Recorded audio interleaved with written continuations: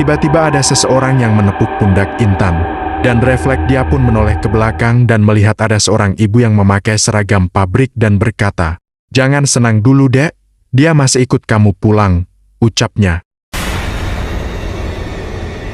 Selamat datang kembali di channel Bagas Horror Story. Kisah horor kali ini terjadi di sebuah pabrik udang dan dialami oleh Intan. Selama bekerja di pabrik udang ini, Intan selalu mengalami gangguan-gangguan mistik. Mulai dari gangguan sosok yang datang dalam mimpinya sampai melihat penampakan sosok betulan yang sama persis seperti sosok yang ada di mimpinya. Dan kejadian itu tidak hanya dialaminya selama waktu sedang bekerja saja, namun gangguan itu sampai terbawa ke rumah juga.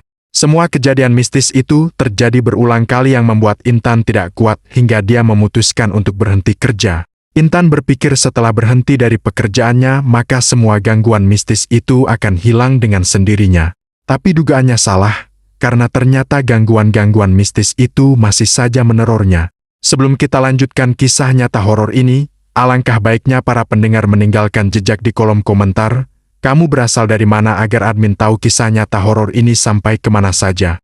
Dan jangan lupa like dan share kepada teman lainnya agar bisa saling berbagi kisah di channel ini. Kejadian horor ini bermula saat Intan yang baru saja lulus SMA memutuskan untuk bekerja terlebih dahulu untuk mengumpulkan uang yang nantinya akan dia gunakan untuk kuliah. Intan tidak ingin menyusahkan orang tua yang memiliki ekonomi pas-pasan meski sebenarnya dia masih ingin melanjutkan pendidikannya. Intan pun mulai mencari informasi tentang lowongan pekerjaan bersama teman dekatnya bernama Eva. Mereka memasukkan lamaran di berbagai banyak pabrik yang ada di Jakarta. Dan akhirnya setelah menunggu cukup lama, mereka pun mendapat panggilan interview di sebuah pabrik udang. Pabrik udang ini memproduksi makanan-makanan beku seperti nugget, bakso, siomay dan berbagai makanan lainnya yang bahan baku semua makanan itu udang.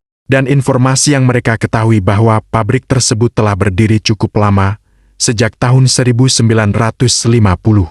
Keesokan harinya dengan mengendarai sepeda motor, mereka berdua datang bersama untuk interview karena kebetulan jarak antara rumah Intan dan Eva saling berdekatan. Setiba di pabrik mereka pun berkenalan dengan kandidat lainnya bernama Henny.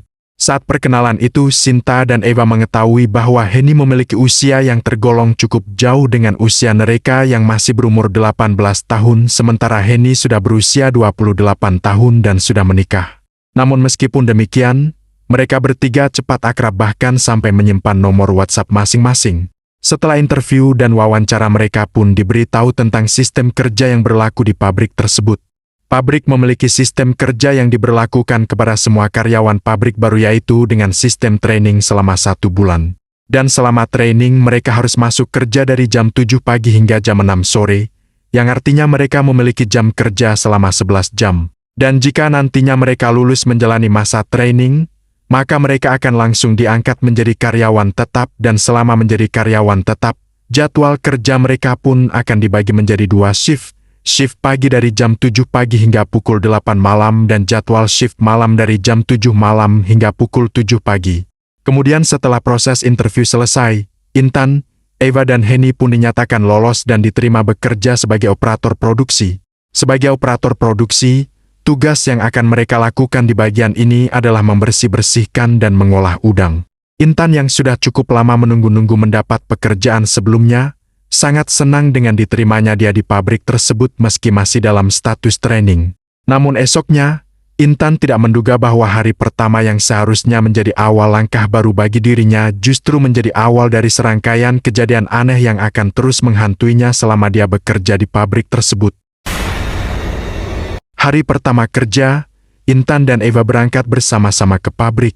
Sesuai SOP yang berlaku, sesampainya di area pabrik, mereka diwajibkan mengganti pakaian dengan seragam khusus yang disediakan pabrik, di ruang ganti yang letaknya berada di dekat toilet. Saat mereka mengganti seragam itu, Intan dan Eva baru menyadari bahwa Henny tidak ada di antara mereka. Intan dan Eva saling bertanya tentang ketidakhadiran Henny karena mereka tahu Henny juga diterima bekerja sama seperti mereka saat interview.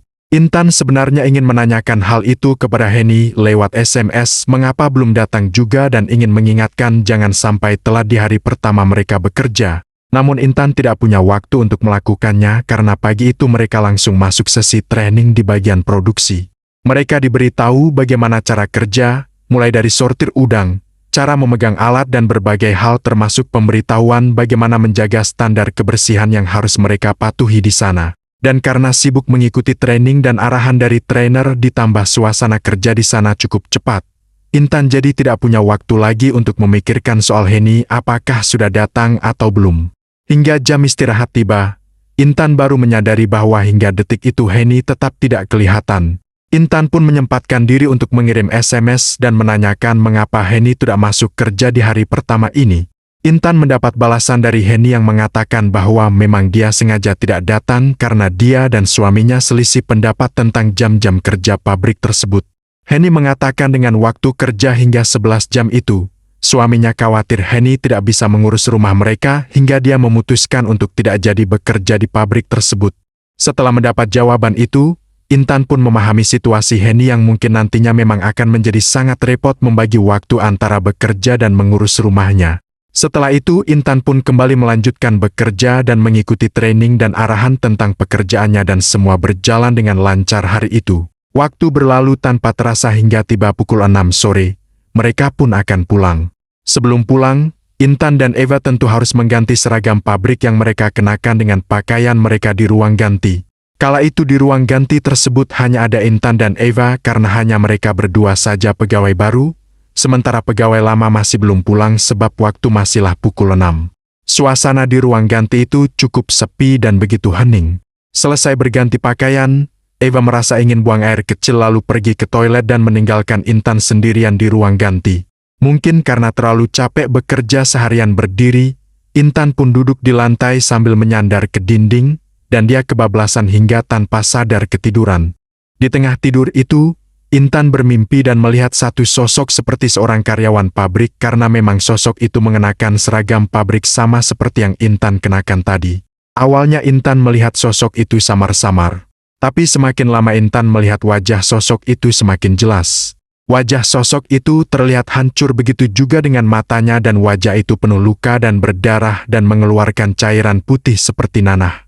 Sosok itu tidak melakukan apa-apa selain diam.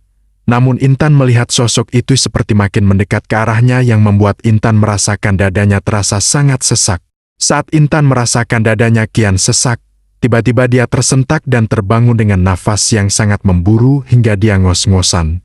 Dia merasakan tubuhnya mendadak sakit dan merasa seperti tidur berjam-jam lamanya. Dalam situasi itu dia menoleh ke samping dan ternyata Eva sudah berada di sana. "Kamu kenapa?" tanya Eva pada Intan. "Tidak apa-apa, baliklah yuk. Sudah jam berapa ini?" "Maaf, aku mungkin terlalu capek sampai ketiduran jadi membuatmu menunggui aku tidur." Mendengar perkataan Intan yang bagai orang linglung, Eva pun heran karena dia tidak merasa telah menunggui Intan tidur lama dan dia baru saja tiba dari toilet. Intan juga justru heran setelah mendengar perkataan Eva karena dia merasa dia telah tidur berjam-jam lamanya. Tapi Intan berusaha untuk berpikiran positif dan mungkin karena terlalu kecapekan saja sehingga dia merasa seperti sudah tidur berjam-jam lamanya. Dia pun segera mengajak Eva pulang dan tidak menceritakan mimpinya kepada Eva. Mereka pun pulang dengan mengendarai sepeda motor yang disetir oleh Intan. Di tengah perjalanan pulang itu, Intan merasa lapar dan ingin makan pecel lele yang ada di pinggir jalan. Dia pun kemudian mengajak Eva singgah untuk makan di sebuah warung. Saat hendak makan itu, Intan seketika terbayang dengan sosok yang ada dalam mimpinya tadi. Sejenak dia ingat sosok menyeramkan yang mengenakan seragam pabrik itu. Tapi dia berusaha menepis bayangan itu dan ingin menikmati makanannya. Dan ketika dia sedang menikmati suapan kedua makanannya, tiba-tiba tanpa sengaja matanya melihat di seberang jalan warung pecel lele itu, sosok yang tadi dia lihat di dalam mimpinya. Sosok menyeramkan dengan wajah yang hancur itu berdiri di seberang jalan melambaikan tangan sambil tersenyum ke arah Intan yang membuatnya syok dan seketika berteriak, "Astaghfirullahaladzim!" Teriaknya kencang sembari menutup mata dengan kedua tangannya. Eva yang kaget mendengar teriakan Intan segera menyenggol tangannya karena suara teriakan Intan telah membuat semua mata orang-orang yang di warung itu menatap ke arah mereka. Intan tidak mengatakan apapun yang barusan dia lihat pada Eva. Dan ketika dia membuka matanya, dia melihat sosok itu sudah tidak ada di sana. Rasa takut yang mendera membuat Intan ingin cepat-cepat pergi hingga dia meminta ibu warung tersebut membungkuskan makanan yang belum selesai mereka makan. Eva yang tidak tahu apa-apa hanya ikut apa yang dikatakan temannya itu dan tidak ingin bertanya ada apa dengan Intan. Mereka pun kembali melanjutkan perjalanan pulang dan sepanjang jalan mereka hanya ngobrol seadanya saja. Karena hari sudah malam, jalanan yang mereka lalui sepi dan hanya dilalui beberapa pengendara sepeda motor saja. Hingga akhirnya saat mereka hendak melewati jalan yang agak sepi yang kurang pencahayaan, tiba-tiba Intan seketika menekan rem sepeda motor dengan mendadak karena di depan mereka dia melihat sosok itu muncul lagi. Masih dengan posisi yang sama, berdiri sambil melambaikan tangan dengan senyuman, Intan melihat dengan jelas gigi sosok itu tidak rata.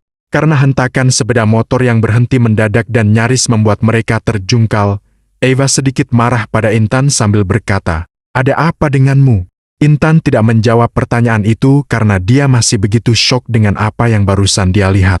Menyadari ada sesuatu yang tidak beres pada Intan, dia pun tidak jadi marah padanya dan segera berinisiatif untuk menggantikan Intan membawa sepeda motor itu dan mereka pun tiba di rumah tanpa ada gangguan dari sosok itu lagi.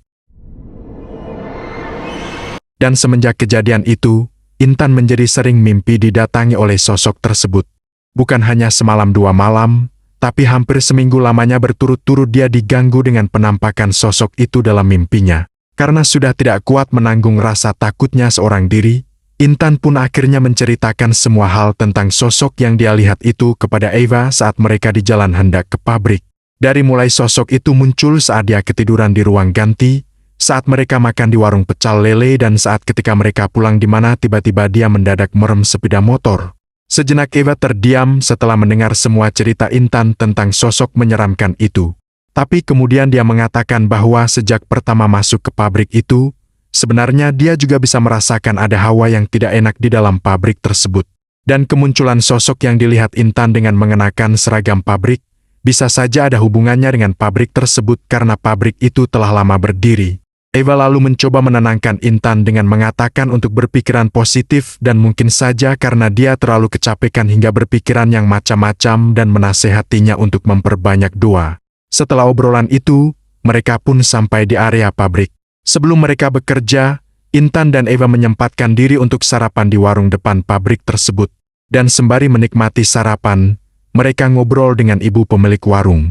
Dari obrolan itu, Bu Siti mengetahui bahwa Intan dan Eva adalah karyawan baru di pabrik tersebut karena dia baru pertama kali melihat mereka berdua. Di tengah obrolan itu, tiba-tiba Bu Siti berkata, "Nak, nanti selagi kalian bekerja, jangan bengong ya." Intan seketika langsung merespon perkataan Bu Siti karena dia juga sering seperti itu. "Memangnya kenapa, Bu?" tanyanya. "Soalnya sudah banyak sekali kejadian anak-anak baru kesurupan di dalam pabrik. Pabrik itu sudah lama dan banyak penunggunya," jawab Bu Siti. Mendengar apa yang dikatakan Bu Siti, Intan pun kembali teringat dengan sosok yang datang dalam mimpinya yang membuat dia semakin takut. Apalagi setelah kejadian itu, hingga hari-hari berikutnya dia merasa sesuatu yang berbeda. Intan tidak tahu apakah semua itu hanya karena perasaannya saja atau memang ada sesuatu yang mistis. Tapi yang pasti Intan semakin sering mengalami hal-hal yang aneh di pabrik, bukan hanya di dalam mimpi dan penampakan sosok dengan seragam pabrik itu saja. Intan jadi sering melihat bayangan-bayangan yang berkelebat dan suara-suara aneh yang tiba-tiba terdengar. Gangguan yang dialaminya kian lama kian horor.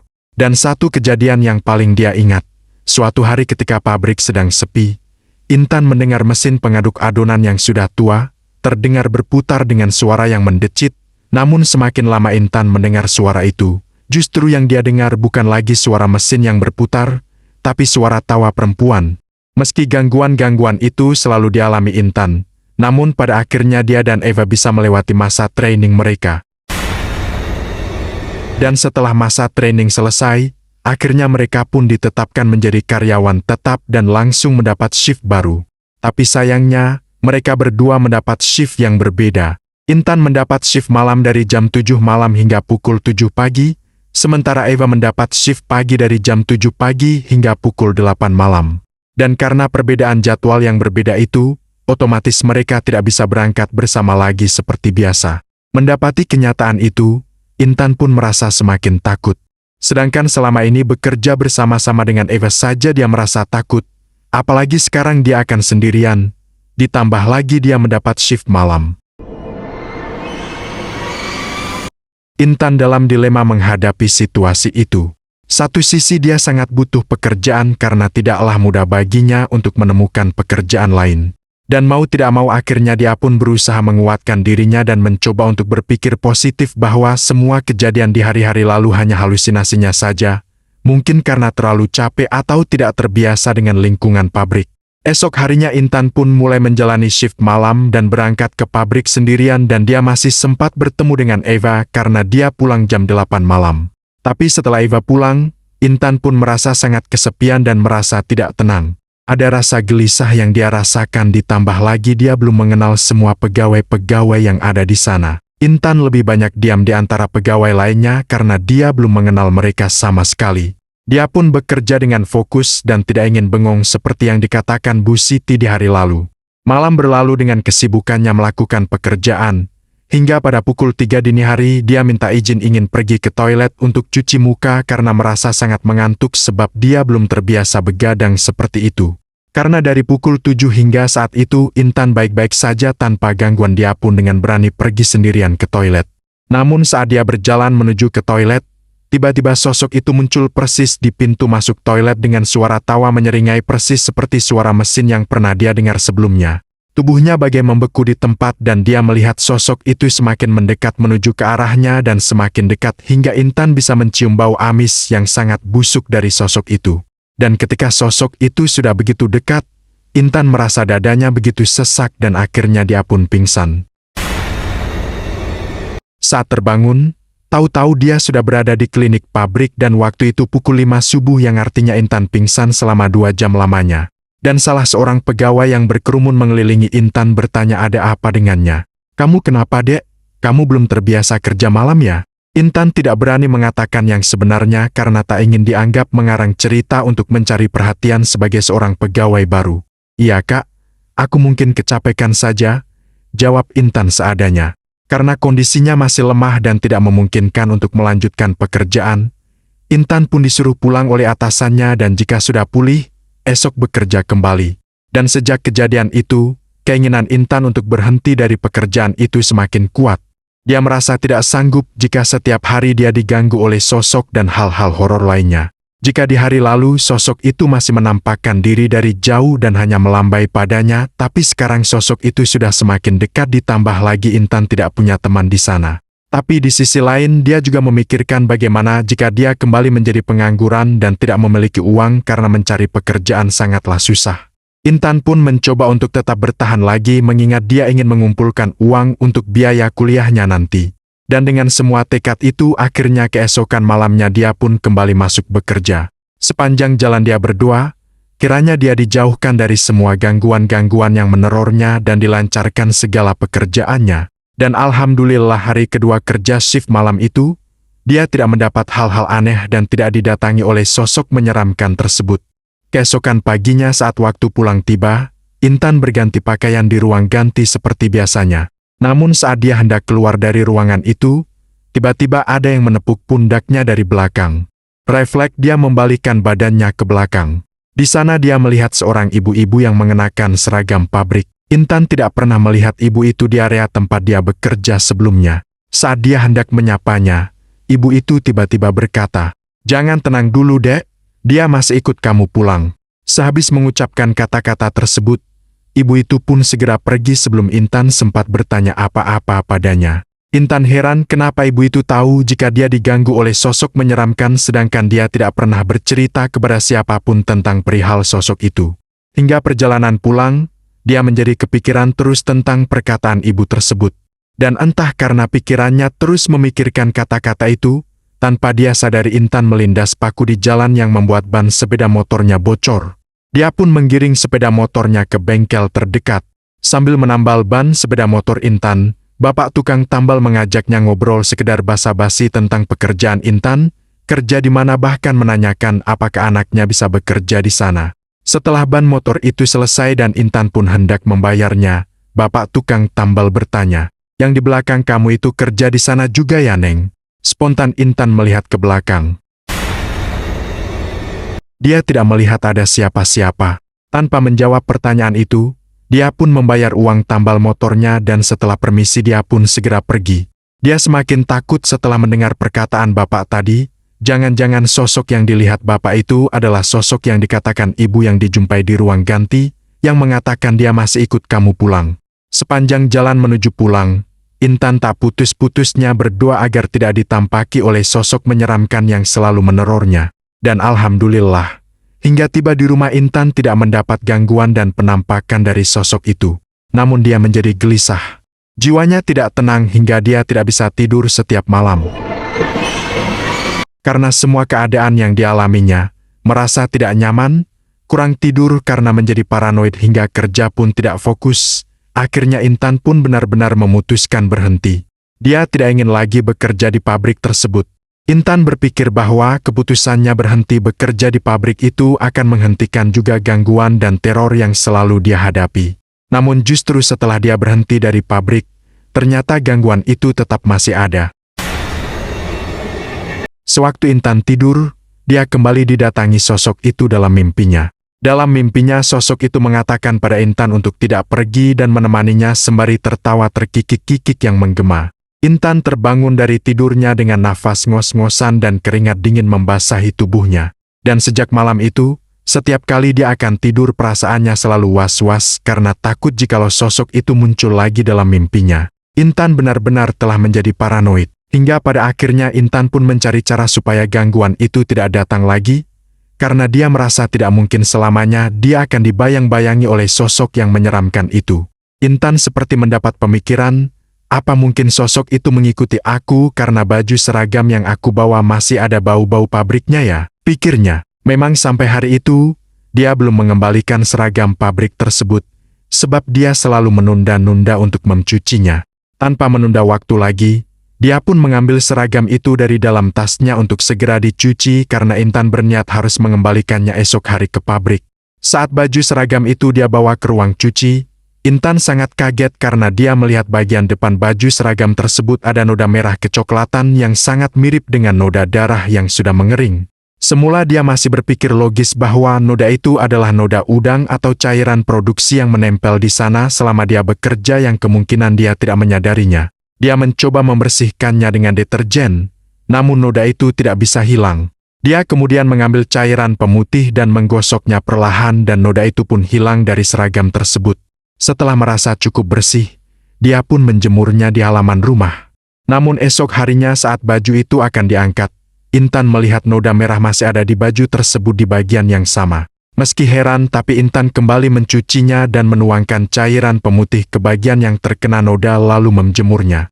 Tapi, saat diangkat setelah kering, dia melihat noda itu masih tetap ada. Intan pun merasa yakin bahwa pasti ada sesuatu dengan semua hal itu. Dan karena tak ingin terjadi sesuatu hal, dia pun berpikir untuk membuang saja baju seragam tersebut dan dia memilih untuk menggantinya jika pihak pabrik menanyakannya. Dia melipat baju itu, membungkusnya ke dalam tas plastik hitam dan mengikatnya dengan kencang lalu membuangnya ke tempat sampah. Karena tidak ada kerja, Intan menunggui seragam yang dia buang itu beberapa saat hingga lori pengangkut sampah datang untuk mengutip sampah warga setempat. Dia melihat saat petugas sampah mengangkut semua sampah yang ada dalam tong, tak terkecuali kantong plastik yang berisi baju seragam yang dia buang. Intan pun lega pada akhirnya baju seragam itu sudah tidak ada di tangannya lagi yang artinya dia tidak akan diganggu lagi. Dia pun melupakannya dan melakukan pekerjaannya dengan membersihkan dan merapikan ruang kamarnya. Setelah selesai beres-beres, dia pun membuang beberapa sampah yang terkumpul dari dalam kamarnya ke tong sampah yang ada di dapur rumahnya. Namun saat akan memasukkan sampah tersebut ke dalam tong, Intan melihat ada sebuah plastik hitam yang sepertinya pernah ia lihat. Penasaran, dia pun mengambilnya. Dan saat plastik itu dia buka, ternyata baju seragam pabrik yang telah dia buang beberapa waktu lalu. Lagi-lagi Intan mencoba berpikiran positif yang mungkin saja plastik yang membungkus seragam itu tertukar dengan plastik lain dan dia tidak menyadarinya. Dia pun meletakkan plastik berisi baju seragam itu di dekat pintu dan tidak membuangnya ke tong sampah di luar. Keesokan hari saat petugas sampah datang, Intan menyamperin petugas, dan plastik berisi seragam itu langsung dia masukkan ke dalam truk gerobak sampah. Dia memastikan dengan jelas bahwa plastik berisi seragam itu sudah dibuangnya. Keesokan paginya setelah bangun tidur, Intan seperti biasa segera mandi. Setelah selesai dia pun kembali masuk ke kamar untuk berganti pakaian. Dan saat lemari dibuka, Intan syok bukan alang kepalang. Kantong plastik hitam yang sudah dia buang, yang dia sendiri yang memberikan plastik itu dibawa oleh petugas kebersihan, yang dengan mata kepalanya sendiri melihat kantong plastik itu diangkut oleh truk pengangkut sampah. Ternyata ada di dalam lemari pakaiannya. Saat itu juga Intan langsung menghubungi Eva dan menceritakan semua kejadian tersebut kepadanya. Eva mencoba menenangkan Intan dan memberi saran untuk membakar saja baju seragam tersebut bersamaan kantong plastik yang membungkusnya. Namun sebelum Intan melakukan apa yang Eva katakan, dia mencoba berpikir dan bertanya-tanya, mengapa bisa teror itu selalu mengganggunya hingga sejauh ini dan hanya dirinya saja. Sedangkan Eva tidak sekalipun pernah diganggu dengan teror-teror seperti yang dialaminya. Apa salahku? Intan terus berusaha mengingat-ingat semua kejadian-kejadian sebelumnya di pabrik dari awal dia menjadi karyawan di pabrik tersebut. Dia pun tiba-tiba teringat pada Henny, yang dulu sama-sama interview namun kemudian membatalkan untuk bekerja karena alasan jam kerja yang cukup lama.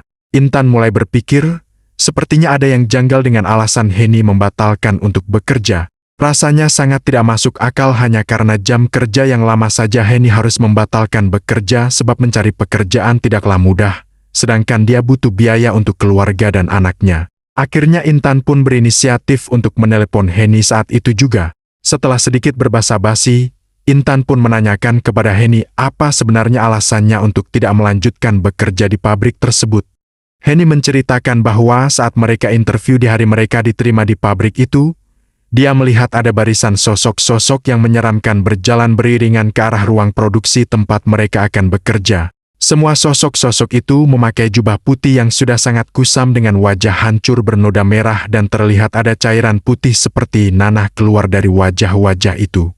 Henny yang melihat penampakan sosok-sosok itu pun mengurungkan niatnya untuk bekerja di sana karena dia bisa melihat keberadaan sosok-sosok itu dan dia tidak mau nantinya dia akan terganggu bekerja sebab dia bisa melihat kehadiran sosok-sosok menyeramkan tersebut. Setelah mendengar cerita Henny, Intan menyesalkan mengapa Henny tidak memberitahunya sejak awal. Lalu dia pun menceritakan bahwa dia juga selalu diganggu oleh sosok menyeramkan persis seperti yang Henny ceritakan. Tapi mengapa aku saja yang ditampaki dan diganggu? Tanya Intan pada Henny. Coba ingat, mungkin kamu pernah melakukan kesalahan yang membuat sosok itu menjadi marah? Atau mungkin ada kata-kata takabur yang pernah kamu ucapkan? Henny mencoba mengingatkan Intan. Dan setelah mengingat-ingat kembali, Intan pun teringat bahwa memang dia pernah mengucapkan kalimat takabur pada saat pertama kali dia melihat bangunan pabrik yang sudah tua tersebut saat mereka interview. Kala itu ketika tengah menunggu saat akan interview, dia dan Eva ngobrol tentang kondisi bangunan pabrik yang sudah lama dan terlihat sangat tua dan agak sedikit angker. Intan tanpa sadar menyelutuk, pasti ada setannya di bangunan pabrik ini. Tapi tidak apa-apa, biar bisa nguji nyali karena aku penasaran juga ingin melihat hantu seperti apa sih wujudnya, kata Intan kala itu. Dan sekarang dia sadar bahwa perkataannya kala itu seperti sebuah tantangan bagi semua penunggu pabrik hingga dia diganggu di pabrik tersebut bahkan sampai ke rumah dia terus diganggu. Intan pun mengakui pada dirinya sendiri kesalahannya atas ketakaburannya kala itu. Dan setelah introspeksi diri, Intan pun berjanji untuk tidak ngomong takabur dan dia juga berusaha membangun ibadahnya untuk lebih baik lagi. Dan esok harinya seperti yang disarankan oleh Eva, Intan pun akhirnya membakar kantong plastik berisi baju seragam pabrik itu hingga dia benar-benar melihatnya menjadi abu. Dan benar saja, setelah Intan membakarnya, kantong plastik itu tidak muncul lagi dan perlahan-lahan gangguan mistis itu pun menghilang. Dia tidak pernah lagi mimpi didatangi oleh sosok yang menyeramkan tersebut. Dan hingga kisah ini diceritakan, dia benar-benar tidak pernah lagi diganggu oleh kejadian-kejadian mistis dan didatangi oleh sosok itu. Dan Eva, temannya itu masih tetap bekerja di pabrik tersebut tanpa gangguan apapun seperti yang dialaminya. Namun dari semua kejadian itu, ada hal yang selalu menjadi pertanyaan dalam diri Intan tentang sosok yang selama ini mengganggunya sebenarnya siapa. Karena sosok yang selalu mengganggunya itu hanya satu sosok saja.